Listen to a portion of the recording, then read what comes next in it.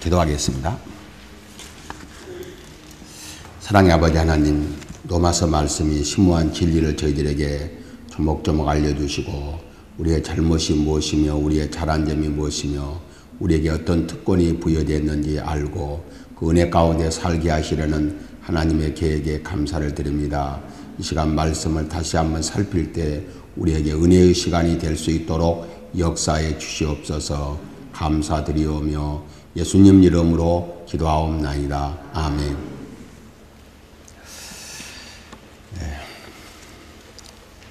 우리 제일 뒤에 33페이지, 지난주와 연결을 위해서 33페이지, 유대인의 기본적 죄가 뭔가, 지금 우리가 유대인의 그 죄에 대해서 지금 두 가지, 첫 번째 죄를 지난 시간에 이야기했고 오늘은 두 가지 죄를 이야기하는데, 지난 시간에 우리 공부한 복습 내용입니다. 유대인의 기본적인 죄는 무엇인가? 자신들을 선택하여 제사장 나라로 삼으신 각종 은혜를 주신 것은 그들을 통해 모든 민족을 구원하려 하신 것이다. 그러나 그들은 그들 자신만 택한 것으로 알고 이방인을 배척했다. 지난주 말씀의 핵심이 유대인의 기본적 죄가 이런 죄임을 우리가 확인했습니다. 두 번째, 유대인과 이방인들이 왜 복음을 반드시 받아들여야 하는가? 심판의 기준이 유대인은 율법의 잣대로 하고 이방인들은 그들에게 주신 양심의 잣대로 심판을 받는다고 우리가 확인했습니다. 그 누구도 율법이나 양심으로 의롭다함을 얻을 육체가 없다. 그렇게 우리가 지난 시간 확인했습니다. 그래서 죄인임을 모두가 유대인, 이방인 다 종족을 불문하고 죄인임을 고백하고 십자가의 대속의 공로로 구원받아야 된다 하는 내용이 우리 지난 주간에 살핀 내용, 유대인의 죄가 뭔가. 좀 유대인의 죄를 한 단계, 두 단계, 세 단계로 나눠서 이야기하는데 우리 지난 주간에 살핀 내용이 바로 이런 내용입니다.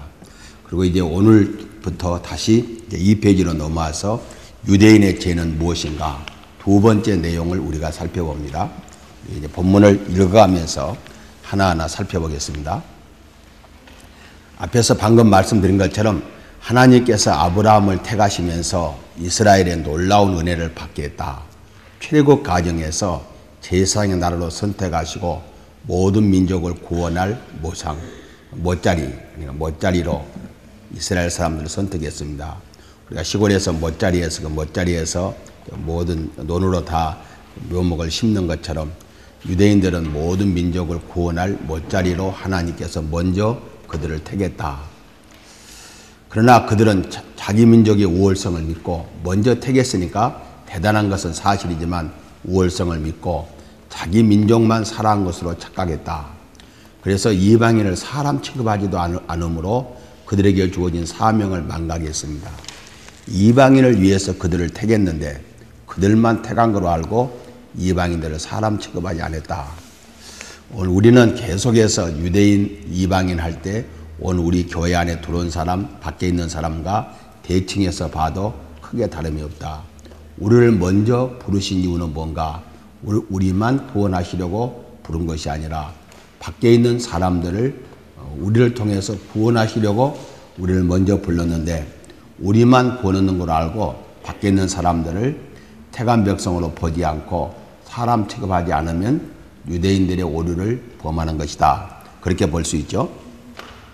여기에 바울은 온 인류가 믿음으로 의를 얻어야 할 필요성을 말하면서 이방인, 유대인, 온 인류가 모두 죄임을 지적하면서 그 중에 유대인의 죄를 3단계로 지적하는데 우리가 방금 말씀드린 대로 2장 1절로 16절은 하나님과 유대인들의 법적 관계를 통해서 그들에게 주신 율법에 따라 그들이 정죄를 받는다.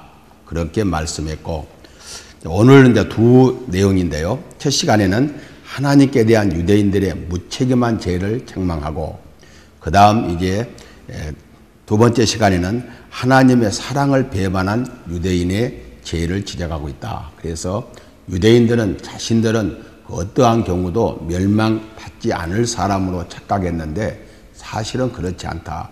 그들이 책임이 더 무거웠으면 무거웠지 결코 하나님의 심판을 비껴갈 수는 없는 것이다. 그렇게 소개한 내용입니다. 그러니까 다시 한번 말씀드리면 유대인, 오늘 우리들, 이방인, 오늘 저 밖에 있는 사람들 그렇게 봐도 큰 착각이 아닌 것을 보게 됩니다. 오늘 또 이 세 가지 중심 사상으로 나누는데 유대인들은 5가지를 자랑했습니다. 그래서 오늘 또 우리 교회에 5가지를 잘해야 된다. 그렇게 말하잖아요. 5가지가 뭐죠? 주일 잘 지키고 11조하고 전도하고 철학기도하고 헌금 잘 내면 신앙 좋은 것이다. 그러니까 5가지가 이제 오늘 우리도 신앙의 그 자랑거리입니다. 그리고 이것은 엄청난 자랑거리인 것은 사실이지만 이걸만 하고 우리에게 주어진 사명을 망각해도 유대인의 죄를 범하는 거죠. 유대인들은 자신이 유대인이란 거, 하나님을 지금 섬기는 거, 율법을 가지고 있는 거, 율법을 배우는 거, 율법을 가르치는 거, 이거 자랑했습니다. 이방 사람에 비하면 대단한 거죠. 그러나 그들은 사명을 망각했다. 특권만 생각했지 자기들의 책임이나 사명을 망각하므로 그들은 오히려 하나님 앞에 더 큰 죄를 범하고 말았다. 두 번째, 유대인들의 생각은 가르치는 것으로 율법을 안전히 실천한 것으로 알고 교만했습니다. 이것은 오늘 목사나 교회에서 지도자들이 범하기 쉬운 죄인데 남들에게 가르치면, 말로 가르쳤으면 행동으로 실천한 것으로 착각할 수 있어요. 사랑하라고 설교하면 사랑 않고도 사랑한 사람으로 착각할 수 있어요. 우리 사랑합시다 그래 놓고 말만 해놓고 자기는 사랑한 것으로 착각한 것이 바로 종교인들, 유대인들의 잘못이었고 오늘 또 우리가 사랑을 이야기하면서 범죄하면 안 된다. 이번에 우리 노예하면서 제가 성찬을 집례했어요. 성찬하면서 그 이야기를 여러 번 강조했습니다. 성찬함으로 주님과 우리 사이에 하나가 되는 것이고 두 번째는 성찬을 드는 모든 지상의 교인들이 하나인 것을 의식한다. 오늘 노예가 목사 안수가 있으니까 3시에까지 거의 끝나는데 오늘 성찬식하고 3시까지라도 서로 하나인 의식을 잊지 말자. 누가 오늘 3시 안에 형제의의를 깨는지 한번 보겠다. 그리고 그렇게 설교를 했더니 다행히 한 사람도 그렇게 심한 발언을 않고 넘어가더라고요. 그래서 참 성찬의 효과가 오후 3시까지는 틀림없이 있었다. 그 이야기를 했어요. 사실 그렇잖아요. 성찬하면서 성찬의 효력은 일생에 미쳐야 되는데 방금 성찬해놓고 그냥 멱살 잡고 싸운다거나 욕설 한다거나 또 미화한다거나 그러면 성찬의 의미가 없잖아요. 그래서 이 성찬의 의미를 모르는 사람은 병이 들거나 죽을 수 있다. 그러니까 오늘 이 성찬 의미를 잘못 시행하는 사람은 병 들는지 모르고 죽을는지 모르니까 조심하자. 협박을 했어요. 제가 협박을 2개를 크게 하는데 제가 성결대학에 가서 언제든지 제가 교양 과목을 강의하니까 첫 시험을 중간고사 첫 시험을 제 과목 넣어달라고 그래요. 대학 들어와서 첫 시험이잖아요. 기도를 해요. 야, 나는 내 기도를 하나님이 한 번도 응답 안 한 적이 없다. 그리고 이 기도도 응답될 테니까 잘 알고 아멘해라 그래요. 하나님, 이 시간 이후로 컨닝하는 사람은 4년 동안만 에어쓰는 기능을 정지시켜 주십시오. 컨닝을 하면 다시는 에어쓰는 기능이 없게 해달라고. 그것도 4년 동안. 졸업할 때까지 그러면 또 그것도 곤란한, 졸업 후에도 곤란하니까. 그런데도 컨닝 한다고 했어요. 그래서 야, 너는 대관이 누구냐? 이렇게 물어봐요. 봐주기는 봐주겠는데 누구냐? 그러듯이 말로 한 것을 행동을 한 것으로 착각할 수 있다는 거예요. 이것이 종교인들, 유대인들의 범죄예요. 우리도 그럴 수 있어요. 사랑합시다 그래 놓고 말만 사랑합시다 해놓고 사랑한 사람을 착각하면 곤란하다는 거예요. 그 다음에 종교의식이에요. 종교의식은 종교 의미를 담는 그릇이요 의복과 같으나 마음과 의식이 일치하지 않으면 아무런 효과가 없다. 그 의식 가운데 대표적인 할례예요. 할례를 행하고도 선민의 긍지만 가졌지 선민의 삶을 살지 않으면 그것은 무할례다. 할례 효력이 없다. 그렇게 가르쳤어요. 그래서 상당히 우리가 지금 노마서를 여러분들이 유심히 보고 노마서를 읽고 이 교재를 잘 읽으시면 그 다음부터는 어방한 말을 하지 않습니다. 상당히 논리적인 사람이 되니까 또 논리적인 사람이 되었고 우리 입식구가 늘 저한테 법대 출신들이 사기꾼이 많다 그랬는데 논리적인 이론이 정연해갖고 사기를 치면 곤란하니까 선한 일을 해야지 사기치면 곤란하죠. 그래서 예수 믿는 사람들이 논리가 정연한 사람들이 사람을 속이는 데 사용하면 이것도 문제가 된다. 이런 것들은 종교인들, 유대인들의 오류입니다. 본문으로 들어가 봅시다. 17절로 20절이요. 유대인들의 자랑은 허무한 것이요 경계받을 내용이었다. 유대인들은 자신의 특권을 자랑하였다. 그러나 그들은 의무를 생각하지 않고 태만했어요. 그들의 자랑은 크게 5가지다. 바울이 지금까지 전통적으로 쭉 자랑해 온 것을 말합니다. 유대인아 불리는 내가 율법을 의지하며 하나님을 자랑하며 그랬어요. 먼저 유대인인 것을 자랑했어요. 우리 헬라 철인들도 그랬잖아요. 자신들이 헬라인으로 태어난 거, 기족으로 태어난 거, 남자로 태어난 것을 자랑하듯이 유대인들은 정말 이방인으로 태어나지 않고 유대인으로 태어난 것을 자랑했어요. 유대란 찬송 받으시는 자란 뜻인데 우리가 그 이름이 보면 히브리인이란 아브라함에서 시작됐고 이스라엘은 야곱에서 시작됐고 유다란 남왕국의 이름입니다. 남조 북조가 나눠질 때 히브리란 언어 중심의 이름이었고 이스라엘은 선민 중심의 이름이었고 유대는 민족적인 이름이었어요. 이들이 유대인 그 말은 바로 히브리인, 바로 이스라엘 사람 모든 걸 총칭해서 자신들이 선택된 민족임을 자랑했습니다. 자랑할 만하죠. 우리도 예수 믿는 사람이 하나님의 권속이 된 거 자랑할 만합니다. 율법을 자랑했어요.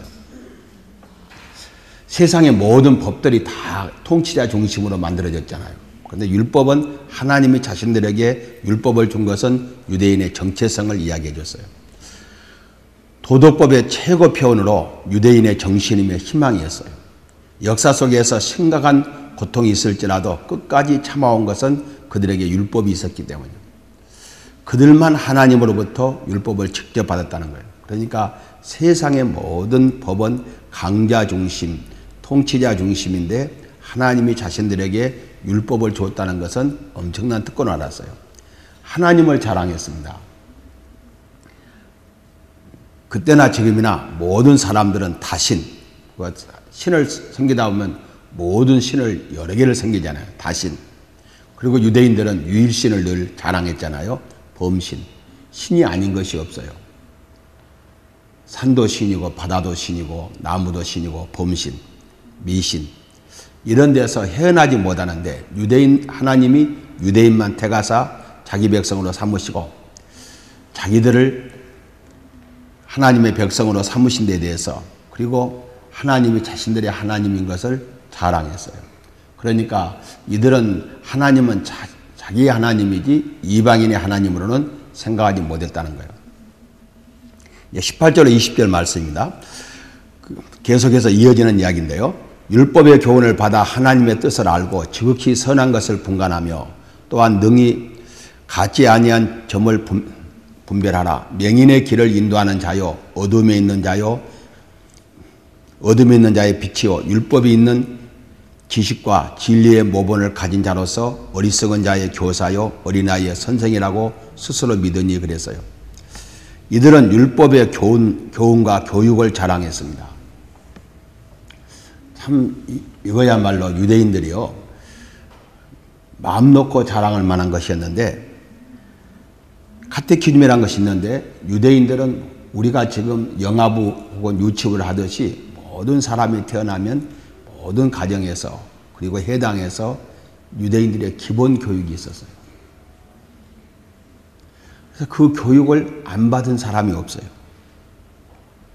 그러니까 그 교육을 통해서 진리와 지식을 배웠어요. 그러니까 그래서 유대인들의 자녀 교육, 유대인들의 유아 교육 유명하지 않아요? 이런 민족적인 전통이 있어요. 그러니까 어느 민족이 아이들을 이렇게 존중히 여기고 아이들에게 이렇게 하나님의 법을 가르친 민족이 어디 있냐고요. 우리는 어려서부터 율법을 배웠다. 그렇게 자랑했어요. 5번째는 자랑 자체가 유대인들에게 모순이었어요. 이것은 율법을 가르치는 이치에 있다고 하는 것은 하나님으로부터 부여받은 사명인데 이것을 자랑만 하고 실시하지 않은 부분이 결정적인 내용이 바로 다섯 번째, 율법을 가르치는 자임을 자랑했어요.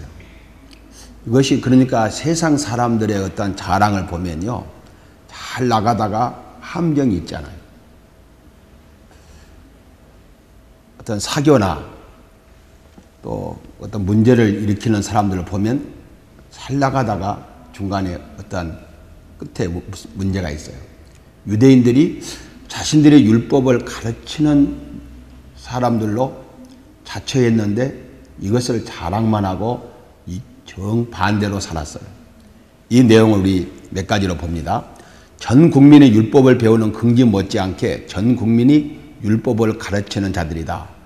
이들이 선생의 이치를 네 가지로 표현했어요. 그러니까 우리 교회가 강성책을 보면 우리 교회가 특별히 가르치고 실천할 내용 가운데 이런 말이 있죠. 누구든지 제자 없는 사람이 없고 스승 없는 사람이 없도록 다 배우고 가르치는, 그래서 교육 총동원령이란 말을 썼죠. 이들이 이런 의미가 아니에요. 지금 여기서 뭘 가르친다는 것은요, 유대인들은 다 가르치고 언제든지 배우고 가르친다, 그렇게 생각하지 않고 자신들은 율법을 배우는 것을 자랑했고 가르치는 데는 다른 이방인들을 가르치는 것으로 자랑했어요. 그러니까 자신들은 가르치는 입장에 있어서 이렇게 우월한 민족이다 라고 자랑을 해왔는데 이것이 모순이었어요. 첫째는 이들은 뭘로 생각했는 거니요? 맹인의 길을 인도하는 자로서 자처했어요. 이방인들을 영적 소원으로 보고 자신들만 하나님을 바로 가르쳐 줄 수 있다고 믿었어요. 그러니까 유대인들이 이방인을 맹인으로 봤으면 하나님에 대해서 깨우쳐 줘야 되는데 깨우칠 필요가 없는 이방인으로 봤어요. 그런데 사실은 어떻게 됐어요? 예수님이 너희들은 소경을 인도하는 것이다. 그리고 더 나가서 이방인들은 영적인 눈이 뜨기 시작하는데, 많은 사람들이 이방인들이 영적으로 눈이 떠가는데 이들은 계속 맹인의 길을 걷고 말았어요. 그러니까 여기서 유대인들의 자랑이 우리가 논리적으로 모순을 가져온 것을 봐요. 어두움에 있는 자의 빛이라고 말했어요. 우리가 지금 너희는 세상의 빛이다 그렇게 말한 것과 달라요. 그들은 자신들이 소유하고 있는 율법을 빛으로 생각했어요. 또 자신들이 이방에 비치는 빛으로 생각했어요. 사실 복음은 이방의 빛으로 너희는 세상의 빛이라고 주님이 가르쳤어요. 그러나 이들은 빛을 가지고 있으면서 그 빛을 이방인에게 빛으로 이방인을 깨우치지 않았어요. 저들은 어두움의 자식들이고 계속 어두움에 있어야 되지 그들을 빛의 세계로 들어와야 된다는 필요성을, 자신들의 사명을 느끼지 않았다는 거예요. 앞의 내용에 대해서는 이방인들이 할 말이 없어요. 그런데 이 다섯 번째 내용에 그들이 자랑한 내용이 우리가 항의하는 내용이에요. 세 번째는 어리석은 자의 교사로 자처했어요. 이방인들은 어리석은 자로 봤고 여기서 교사, 훈도란 사람을 가르칠 뿐만 아니라 징계하고 교정시키는 뜻을 말하는데 이것은 유대인만 할 수 있는 것으로 봤어요. 무지하고 어리석은 자들인 이방인들을 가르치고 경계하여 교정시킨 자임을 자처하면서 자신들은 교정하지 않고 또 이방인들을 스스로 교정하지 않았어요. 그러다 보니까 이방인들은 이 빛을, 그리스도의 빛을, 복음의 빛을 받아서 깨우쳐지는데 이들은 계속 어리석은 자로 남게 됐다는 거예요. 앞에서 이 말씀이 우리에게 매우 중요하죠. 우리가 설교를 한다는 것이 얼마나 어려운 것인군요.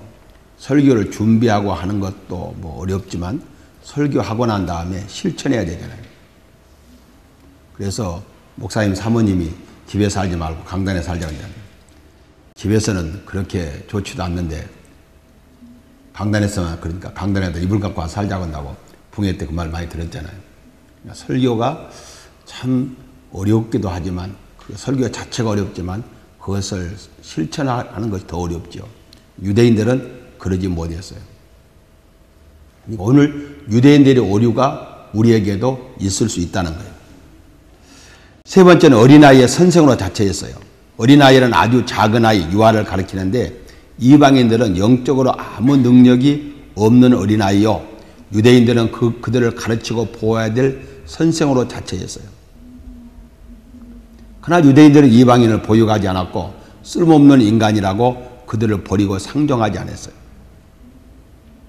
특별히 유대인들이 이방인뿐만 아니라 자기 동족이었다가 약간 타락한 사마리아 사람들을 더 그렇게 봤어요.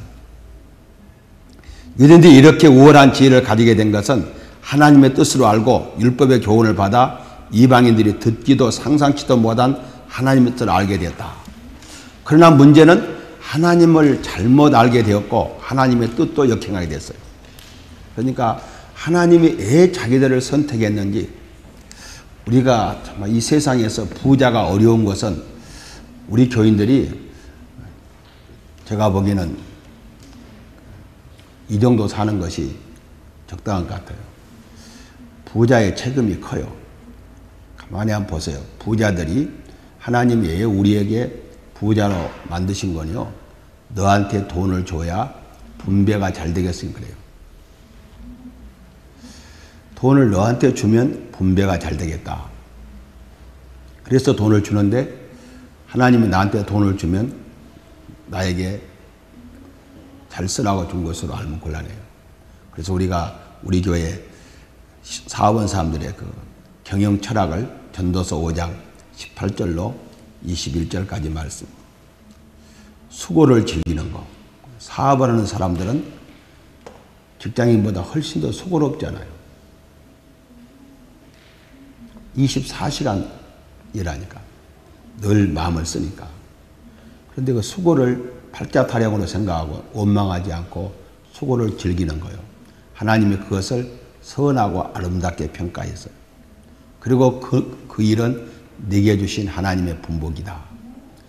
이 수고를 즐기는 사람에게 하나님이 부여와 재물을 줘요. 특별한 경우를 제외하고는요, 수고를 즐기는 사람에게 하나님이 부여와 재물을 줍니다. 우리 백강사 사모 수고를 즐겨봐요. 그러면 교역자에게도 부여와 재물을 줘요. 그런데 그 부여와 재물을 한 푼도 향락으로 즐기지 않고 수고로 즐기라고 했어요. 그리스도인들에게 돈이 오면 뭐든지 오면 이거는 향락으로 쓰는 것이 아니라 수고로 즐기는 거예요. 그래서 예수 믿는 사람들이 공통적으로 느끼는 것은 돈 버는 것보다 쓰기가 힘들다. 여러분은 그렇게 생각하지 않잖아요. 돈을 하나님 많이 안 줘놓으니까 벌기가 힘들지 쓰기가 힘들어.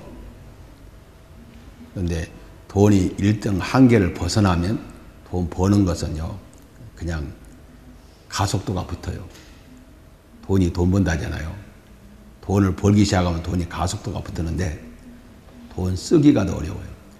돈 많이 줘갖고 향락으로 안 쓰는 사람이 별로 많지 않으니까 하나님이 우리의 미래까지 다 아시니까 너는 그 정도 살아라. 너 돈 주면 큰일 나겠다. 그러니까 아니요, 줘보세요. 내가 너보다 너를 더 잘 알아. 그러니까 현재가 만족한 걸 알고 그냥 그걸 갖고 쓰면 돼요. 유대인들은 하나님이 주신 것을 자기들만 쓰는 것으로 봤어요. 모든 은사를. 또 지극히 선한 것을 분간하며 율법을 통해 지극히 선한 것을 배우고 알아 좋게 여겼어요. 그러나 핵심인 예수를 거부했으니 거짓말하는 자가 되고 말았어요. 그러니까 모든 사람이 그 하나님이 주신 뜻을 제대로 파악하면 자연스럽게 우리의 눈은, 우리의 시야는 예수에게 가게 돼 있어요. 유대인들이 하나님의 뜻을 잘 분간하면 예수를 보고 당신은 진실로 나의 구주라고 고백하게 돼 있어요. 그런데 이들은 겉길로 갔기 때문에 예수가 실체가 오자 그들은 거부하고 말았어요. 그래서 요한 사도는 뭐라고 그래요? 거짓말한 자가 누구냐? 예수께서 그리스도임을 부인하는 자가 아니냐? 아버지와 아들을 부인하는 그가 적그리스도다. 유대인들은 스스로 율법에 있는 지식과 진리의 모본을 가진 자로서 자처하였다. 앞에서 말한 대로 율법 안에 있는 지식을 가졌어요. 지식은 이치에 합당한 논리나 체험을 가진 것이요, 진리는 하나님께 대한 근본적인 것으로 감추었던 것을 드러내는 것을 말해요. 모본은 율법 안에 있는 지식과 진리를 안전하게 표현한 능력을 말한다. 이들은 그러니까 지식과 진리와 모본을 가졌는데, 이런 것을 가졌기에 유대인들은 많은 면에서 우월하고 이방인들보다 다방면에서 가르칠 수 있었어요. 그러나 그들이 이런 모든 것들이 편견으로 흐르자 자가당착에 빠지고 말았는데, 그리스도가 이 땅에 왔을 때 그리스도를 거부하고 말았어요. 이것이 유대인들에게 가장 큰 범죄요 실수였다는 거예요. 왜 이랬을까 하는 부분은 로마서에서 말하기 전에 많이 말씀드렸죠. 이렇게 된 이유가, 근본적인 이유가 뭔가, 메시아를 거부한 이유는 앞에서 우리가 유대인들의 그 속성 가운데 이런 것을 발견할 수 있지만, 우리는 또 다른 각도에서 보면 성경을 순수하게만 보면, 순수하게 보고 예수님을 보면 성경과 일치가 되는데, 성경 속에서 예수 그리스도를 추려서 간추려 놨어요. 그래가지고 가르치다 보니까 가르치는 선생들이 따라서 가르침이 발전되면서 성경의 순수한 예수보다는 발전된 예수 신학을 가르치다 보니까 나중에 예수와 정 먼 성경에 예언된 먼 내용을 가지고 가르쳤어요. 민중들은 성경을 통해서 예수를 안 것이 아니라 랍비들의 가르침을 통해서 메시아를 알게 됐어요. 그런데 랍비들이 가르친 메시아는 이미 원본과는 거리가 멀어졌어요. 그러니까 그들이 가르친 예수를 비교해 보니까 가르침과 일치하지 않으니까 예수를 거부한 거예요. 우리가 그래서 성경으로 돌아가야 돼요. 이것이 우리가 보편적으로 한 300~400년, 200~300년이 지나면 다시 돌아온 운동을 해야 돼요. 그래서 종교개혁이 성경으로 다시 돌아가는 운동. 우리가 어떠한 논리를 가지고 발전을 시켜야 되지만 거기에 인간의 생각이 끼다 보면 하나님의 기본적인 뜻을 역행하는 경우가 흔히 있을 수 있다는 거예요. 이것이 유대인들의 오류였다 하는 내용입니다. 우리는 이런 오류가 유대인들에게서 한 번 있는 것이 아니라 예수를 이렇게 계속해서 대를 이어서 몇 세기를 예수를 믿다 보면 그들의 교회와 가문의 전통 속에서 잘못된 신앙을 갖게 되고, 이것은 원본과는 영 거리가 먼 신앙을 가질 수 있다. 이것이 유대인들의 오류라면 오늘 예수를 먼저 믿는 특권이 참 많은데, 이 특권보다는 오히려 잘못된 의식을 가지고 우리의 신앙을 놓치는 경우가 있음을 가르쳐 줍니다. 이제 구체적인 내용입니다. 두 번째, 21절로 24절. 남을 가르치고 자신을 가르치지 못한 유대인들, 가르침과 반대의 삶을 살게 되었다. 이것은 꼭 집어서 가르치는 겁니다. 뭘 그랬느냐고 하니까 예수님께서 하나하나 집어서 가르치는 겁니다. 봅시다. 자신을 가르치지 못한 자는 남을 가르칠 자격이 없다. 교육은 인격을 바로 건설하는 데 목적이 있다. 자신을 가르쳐 옳게 건설하지 못한 자가 남을 가르치려고 덤비는 것이 모순이요. 바울 서신은 유대인들의 잘못을 이렇게 잘 이야기하고 있는데, 2000년 전 그들의 잘못을 지적하기보다는 오늘 우리들의 잘못을 지적하는 것처럼 보일 수 있다는 거예요. 봅시다. 21절입니다. 그러면 다른 사람을 가르치는 내가 자신을 가르치지 아니하느냐? 도둑질하지 말라 선포한 내가 도둑질하느냐 그랬어요. 가르치는 자가 빠지기 쉬운 제약을 유대 납비들이 지적한 내용이 바로 성경과 비슷한 내용인데, 너희 중에 남을 가르치면서 자신을 가르치는 사람이 있다. 그러니까 제가 의식적으로 그러잖아요. 나와 여러분에게 그런 말을 하죠. 그러니까 내가 지금 하는 이야기는 나에게도 하는 이야기지 꼭 회중에만 하는 이야기가 아니기 때문에 나와 여러분에게 나와 우리 모두에게 그 이야기를 자주 쓰는 이유는 내가 지금 하는 이야기는 내가 하는 이야기가 아니라 하나님께서 나와 우리 모두에게 주시는 말씀이에요. 그런 말을 입버릇처럼 하잖아요. 나와 우리에게. 그것은 혹시 여러분들이 내가 여러분에게만 드리는 말씀으로 받지 않기 위해서 나도 듣고 여러분도 듣는 그런 자세예요. 이 마이크가 지금 강단에 마이크가 전에 없을 때는요. 제가 제 소리를 못 들었어요. 그러니까 밖에서 온 목사님들이 뒤에서 안 들리니까 마이크 만들어 놔서 요새는 강단에 가면 내 소리를 들어요. 그러니까 지금은 나와 여러분에게 그 말이 나도 실감이가. 나도 듣고 하니까. 옛날에 일방적으로 하니까 여러분만 들었는데 지금은 나도 들어요.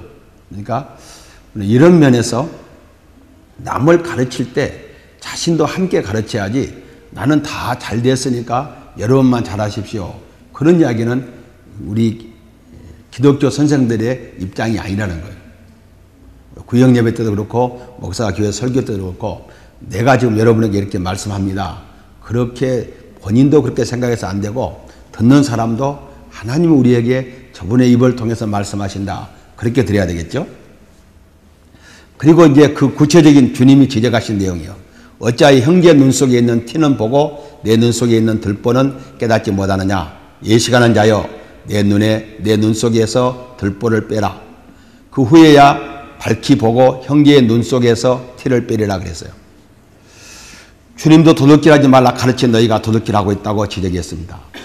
유대인들의 상거래에서 규모가 큰 무역이든지 작은 개인적인 거래든지 부당한 수입을 많이 취했어요.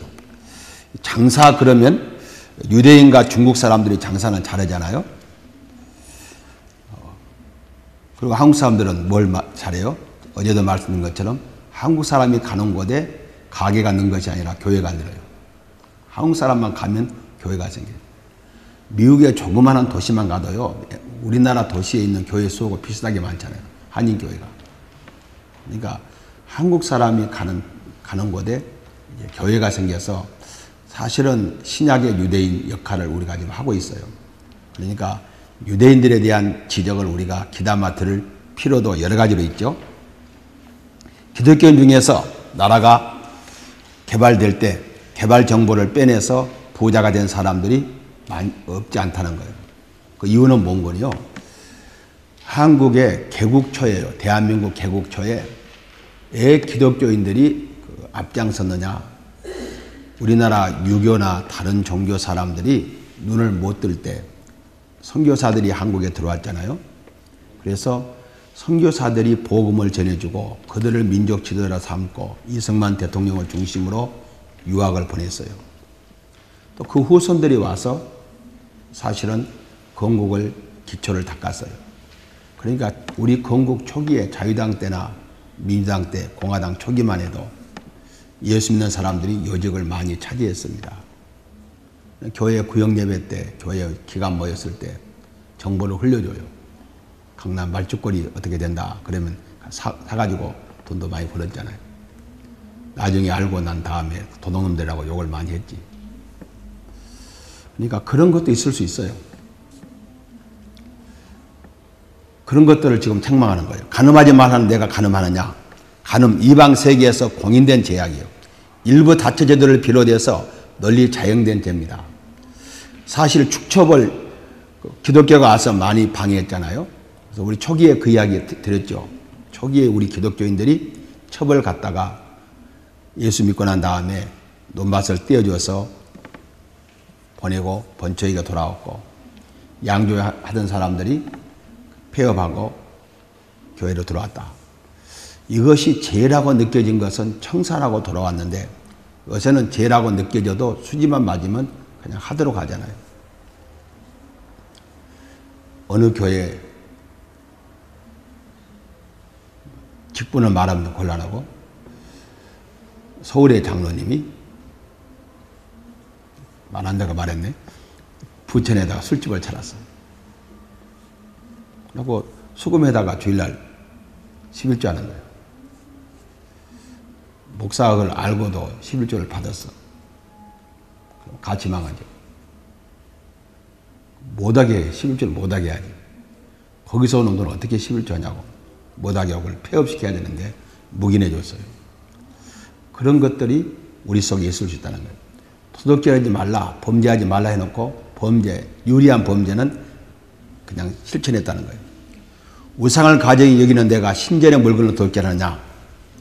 이거 얼마나 무서운 이야기요. 우상죄는 사실은 1부터 4계명까지 해서 핵심되는 제목 아니요. 그런데 우상을 도둑질하다가 우상을 팔았어요. 이방 신전에는 경비가 없는 것을 알고 거기서 갔다가 다른 우상 장사들한테 팔았다는 거예요.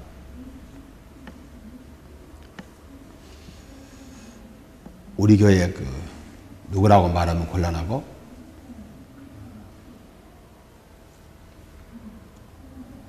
하는 일이 우상과 관계되는 문화재와 관계되는 일을 했어요. 하면서 좋은 문화재를 주었어요. 값이 나가니까 그것을 팔 거냐 부숴볼 거냐. 그 문화재는 우상이에요. 문화재를 관리하는 그런 이치에서 일을 했어요. 문화재, 우상에 관계된 문화재를 누구한테 기증받았어요. 엄청나게 비싸요. 그러니까 어때요? 권 집사님, 그걸 팔아서 헌금하면 되죠. 팔면 어때요? 또다시 우상은 다른 사람이 그걸 섬기니까 그걸 없애야 돼요. 우상이 들어오면 우리 입장에서는 그것을 그러나 다른 절에 있는 다른 박물관에 있는 문화재를 갖다 우리가 부수란 말은 아니에요. 그건 안 됩니다. 그건 안 되고 그건 종교 분쟁이 일어나는 거니까 내 소유가 되면 그건 내가 없애야 돼요.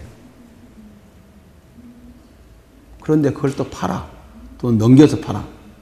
그러면 이것을 지금 말해요. 우리는 얻어서 팔았지만 그래서 그분이 그 일을 중지했어요. 예수 믿고 그것이 안 좋은 줄 알고 그 일을 중지했어. 수지 맞는 일인데.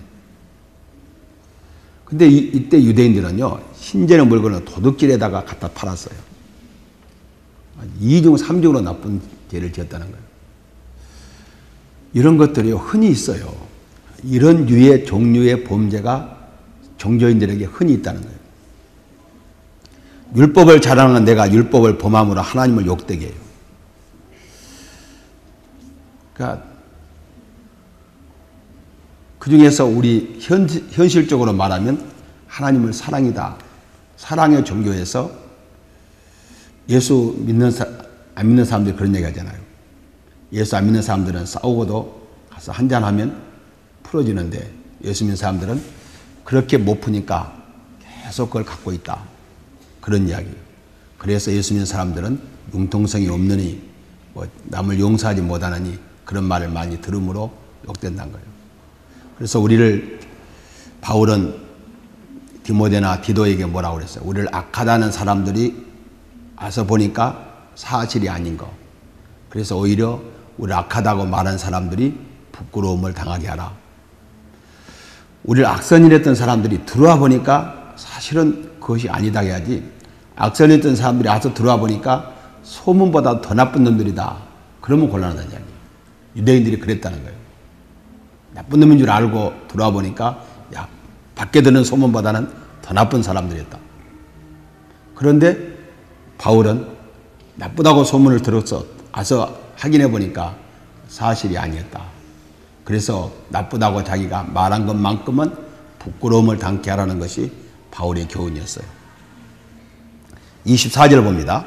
기록된 바와 같이 하나님의 이름이 너희 때문에 이방인 중에서 모독을 받는도다. 이사야 52장 5절 말씀을 인용해서 우리는 정말 하나님의 이름을 거룩히 여겨야지 하나님의 이름이 이방인들에게 모독받는 너희들은 말만 하고 실천하지 않고 말과는 정반대로 사는 사람이다. 그런 평가를 듣는 너희들이 되지 말아달라는 이야기입니다. 교훈을 봅시다. 유대인들 남을 비판하면서 그들보다 악을 더 많이 행했다. 교회 안에서도 남을 판단하는 사람들, 정죄하는 사람들, 대개는 그러한 악을 교회에서, 세상에서 제일 많이 하는 사람들이. 지난주도 이야기했죠. 우리가 어떤 분기점을 넘어가면 교회를 위해서나 가정을 위해서나 세상을 위해서 분기점을 넘어가면 자기가 못다한 일 때문에 자기 일이 바빠서 남을 비판할 수 없는데 시간이 있고 놀다 보니까 남을 비판하게 된다는 거예요. 우리 주변에 묵묵히 일하는 사람들, 책망할 것이 없으니 남의 약점을 지적하거나 남을 정죄하는 사람들, 그 일이 가장 많이 한 사람들이다. 그러니까 오히려 그런 것을 책망하는 사람들이 오히려 그런 일을 가장 많이 하는 사람들이 될 수 있다는 사실을 우리에게 보여주는 말씀입니다. 이것이 유대인들의 죄였다면 유대인들의 죄는 우리들의 죄일 수 있다. 그 다음에 또 우리들의 잘못, 유대인들의 잘못을 할 수 있는 내용은 뭔가? 의식만 자랑하였고 마음과 행동은 일치하지 않았다. 이 내용은요, 상당히 논리적이면서도 우리가 처음 이렇게 싹 마음에 들어오지 않지만 음미해 보면 알 수 있는 내용입니다. 유대인들은 가장 깊은 곳, 가장 자랑하고 교만을 일으키는 부분이 문제가 있다고 지적하고 있습니다. 이것은 위험하지만 우리가 살펴봐야 될 내용이에요. 기독교의 모든 의식은 중요합니다. 없으면 안 될 것이다. 유대인 공동체에 들어오는 표적으로 8만의 할례를 받았어요. 그리고 성인이 들어와도 할례를 받고 들어왔어요. 하나님의 명령이요. 할례를 행하고 이것이 선민의 증표로 자부했어요. 그래서 지옥문에서 할례를 받은 사람은 그냥 베드로가 못 들어가게 한다고 그렇게 생각했어요. 유대인들 그 어떠한 경우에도 할례 받는 하나님의 선민이란 자부심을 가지고 살았다. 그러나 바울은 그것까지도 무용한 것임을 말해요. 이 이야기는 상당히 무서운 이야기입니다. 그런데 성경이 기록된 내용이니까 우리가 피해갈 수는 없어요. 내가 율법을 행하면 할례가 유익하나? 할례를 세례로 생각하면서 들어봅시다. 만일 율법을 범하면 내 할례는 무할례가 되느니라. 할례를 받은 사람은 유대인, 할례를 안 받은 사람은 무할례자 그랬어요. 할례를 유익하게 만드는 것은 율법의 실천에 있다. 율법을 지키는 것이 없으면 할례는 무익하다는 거예요. 오늘 세례를 받은 것이 얼마나 중요한가. 그러나 세례 받을 때 약속한 것, 즉 주일성수, 11조, 봉사 등의 실천이 없으면 세례의 효력이 없다는 거예요. 이런 것도 없으면서 세례의 효력을 믿고 주장한다면 얼마나 허구냐고요. 세례가 결혼식과 같다. 그렇게도 교회에서 비유했는데요. 결혼식 해놓고 서로 남녀가 당신이 누구냐? 예, 당신과 같이 살아야 되느냐? 그렇게 말한다면 결혼식은 효력이 없어요. 결혼식 이후에 효력이 서로 있어야 돼요. 그런즉 무할례자가 율법을 지키면 그 무할례를 할례가 같이 여길 것이 아니냐. 역설적입니다. 어떻게 보면 어거지 쓰는 것 같지만 바울이 할례를 받고 말씀을 거역한 사람들에 대한 책망이에요. 여기서 무할례자는 다시 이방인을 말합니다. 오늘 세례 자격이 있어도 받기를 거부하는 것을 가리키는 것은 아니다. 이방인이라 할지라도 앞에서 말한 21절부터 22절 같은 율법을 잘 지키면 출신에 관계없이 유대인 같은 것으로 간주한다는 거예요. 그들에게 주어진 특권을 누릴 수 있다는 거예요. 할례를 받지 않고도 하나님의 말씀을 잘 순종하면 그들은 하나님의 백성이 받을 특권을 누리지 않겠느냐 그 말입니다. 더 나아가서 이제 27절은 본래 무할례자가 율법을 온전히 지키면 할례 조문과 할례를 가지고 율법을 범하는 너를 정죄하지 않겠느냐 그 말이에요. 오히려 이방인으로 태어나 율법을 성실히 지키는 이방인들이 유대인으로 태어나 할례만 받고 율법의 기본적 의미를 상실한 유대인들을 판단하게 되었다는 거예요. 이것을 말하는 사도 바울의 입장을 한번 생각해 봅시다. 이 사람 대단한 민족주의자고 애국자거든요. 그런데 자기 동족들의 종교적 행위가 얼마나 귀한 건데 그런 종교적 행위에 대해서 본을 보이지 못한 사람들을 책망하고 있어요. 하나님 중심으로 사는 이방인의 삶보다 더 못하게 평가하고 그 행위까지 정죄하는 바울의 심정을 생각해 봐요. 벌써 이방인에게 복음이 들어가서 이방인들은 하나님의 뜻을 더 많이 확인하고 더 잘 살고 있는데 하나님과 거리가 먼 삶을 살면서 자신들은 하나님의 백성이요 하나님의 자녀요 저들은 무할례자니까 하나님의 저주받은 사람들이라고 말하면 말이 되냐고요.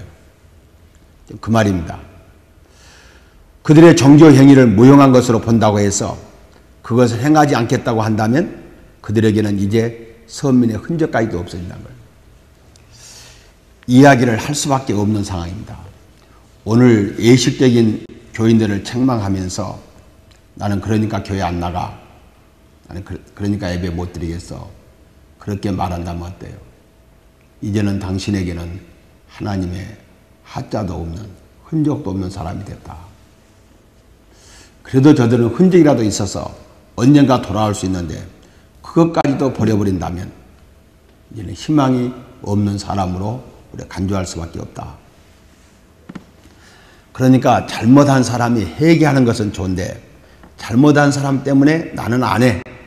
그러지 말란 이야기죠. 그렇잖아요. 잘못한 사람 때문에 그건 나는 잘못하지 안 해야 되겠다고 생각하든지 그래야지 야 장로가 돼갖고 목사가 돼갖고 그러더라. 나는 교회 안 나가. 그러지 말란 이야기죠. 오늘의 이 말씀을 적용시켜보자. 세례받고 각종 예배에 참석한 것이 얼마나 복된 일인가. 그러나 이것이 유효하기 위해서는 계명을 지키고 말씀대로 살아야 된다는 거예요. 만약 그렇지 않으면 이방인들이나 신앙의 초보 단계에 있으나 계명을 성실히 지키는 사람들이 우리를 판단해요. 목사님이 그러십니까? 장로님이 그러십니까? 그렇게 말할 수 있잖아요. 그럴 수 있습니까? 나는 이제 세례 받았는데 저만 못 하십니까? 그럴 수 있다는 거예요. 그래서는 안 되지만 그렇게 받아들일 수도 있다는 거예요. 이걸 지금 말하고 있어요. 지도자가 이러한 지적을 한다고 우리가 예배의 태도에 빠지게 된다면 어떻게 된다는 말인가? 그것까지도 없으면 이제 신자의 흔적도 없는 불신자가 되고 만다는 거예요. 그들이 잘못하더라도 그들이 잘못한 거니까 우리가 잘못을 범치 말란 거예요. 얼마나 공색한 이야기를 하는 줄 알아요? 세례 받을 때 지금 한 이야기요. 이게 다 지키는 거 아닙니다. 안 지킨다고 여러분도 안 지키지 마세요. 세례 받을 때 세례교회는 이렇게 합니다. 이야기해주고 난 다음에 다 하는 거 아니에요. 그런데 이번 세례 받은 세례 동기생들은 나고자가 없도록 서로 격려해 주세요.